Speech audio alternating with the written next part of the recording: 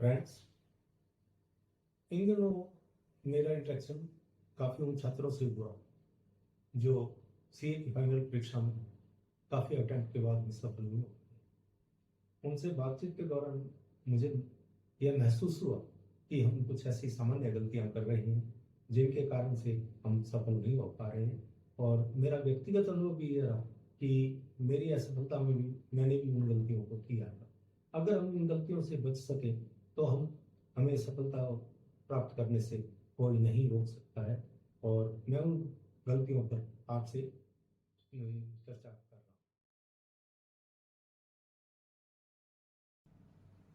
हूँ। मैंने इंट्रैक्शन के दौरान पाया कि काफ़ी छात्रों ने कुछ सामान्य गलतियां की हैं जिनके कारण सफल नहीं हो सके।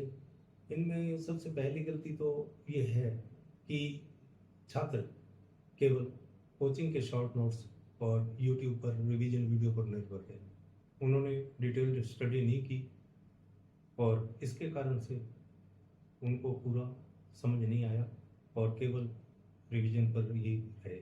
अगर वो आईसीआई के स्टडी मटेरियल को रेफर करते और विस्तृत अध्ययन करते तो ये इस गलती से बचा जा सकता था। मैंने खुद भी आईसीआई के स्टडी मटेरियल, आरटीपी, एमटीपी और मॉडल टेस्ट पेपर और पास्ट पेपर्स को रेफर किया और मैं आपके सामने इसमें सफलता पा सका। बहुत से छात्र नियमित रूप से पढ़ाई नहीं करते हैं। जब मन किया पढ़ लिया, जब मन नहीं किया नहीं पढ़ा। साथियों, सीए मैराथन है, निरंतरता की बहुत आवश्यकता है। कोई 100 मीटर की दौड़ नहीं कि दौड़ लिए और बैठ गए। इसके लिए निरंतरता की आवश्यकता है। निरंतर अभ्यास करते रहेंगे तो सफल होंगे। और इसके लिए आप एक सॉलिड टाइम, मैंने भी ऐसा ही इसमें किया, एक सॉलिड टाइम टेबल बनाकर मैंने अध्ययन किया और उसको मैंने निरंतरता रखी। मैंने कभी किसी दिन अगर स्वास्थ्य में भी कमी थी, कोई दर्द भी था, तो भी मैंने कुछ न कुछ समय जरूर उस पढ़ाई में ध्यान दिया जिससे निरंतरता बनी रहे। कोई ऐसा नहीं है कि एक दिन हम 10 घंटे पढ़ लें और दूसरे दिन या तीसरे दिन बिल्कुल नहीं पढ़ें और सोचे कि मैंने 10 घंटे पढ़ लिया है अब इसका मेरा हो जाएगा, तो उसमें नहीं है। तो जरूर निरंतरता बनाए रखें, टाइम टेबल बनाए रखें और कंटिन्यूटी ही सफलता का राज है। आप कंटिन्यूटी से ही पढ़ेंगे तो ही सफल। कुछ छात्र समझने के बजाय विषय को रटने पर ज़्यादा अहमियत देते हैं। रटना कोई इसका सॉल्यूशन नहीं है। हमें विषय को समझकर फिर उसको लर्न करना चाहिए।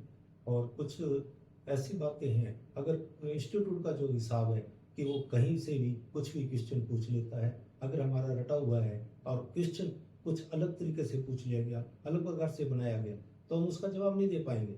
अगर हमने उसको विषय को समझा है और उसको हमने समझने के बाद हमने उसको लर्न किया है, तो हम अगर किसी तरीके से भी पूछे इंस्टीट्यूट तो हम उसका जवाब देने में सफल हो पाएंगे। मैंने गहराई से अध्ययन किया और मेरे को अगर अलग तरीके से भी पूछा गया कि क्वेश्चन को घुमाकर भी पूछा गया तो मैं उसका जवाब देने में सफल हो पाया। तो अतः मेरा कहना है, आपसे ये सलाह है कि आप उसको रटने के स्थान पर पहले समझें और फिर उसको लर्न करें, जिससे कि आप उसमें सफलता प्राप्त कर सकें।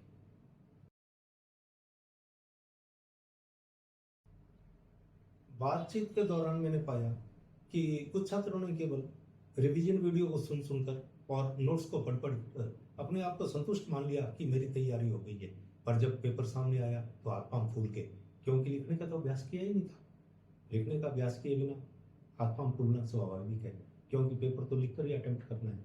मैंने लगातार 4 घंटे लिखने का अभ्यास किया, मॉडल पेपर्स को पूरा हल किया और उसके उपरांत मैं इसके कारण से ही मैंने पेपर को पूरा अटेम्प्ट करने में सफल हो पाया और मैं सफल होकर आपके सामने। मेरी सलाह है कि सभी छात्र कम से कम 3 घंटे तो लिखने का अभ्यास करें, क्योंकि लगातार हमें पेपर में 3 घंटे में पूरा पेपर अटेम्प्ट करना पड़ता है। अगर 3 घंटे से कम का अभ्यास होगा तो वहाँ हमें लिखने में बहुत परेशानी आएगी और हम पूरा पेपर अटेम्प्ट नहीं कर पाएंगे और उसकी और स्पीड भी इसी प्रकार से पेपर अटेम्प्ट करने की बनेगी।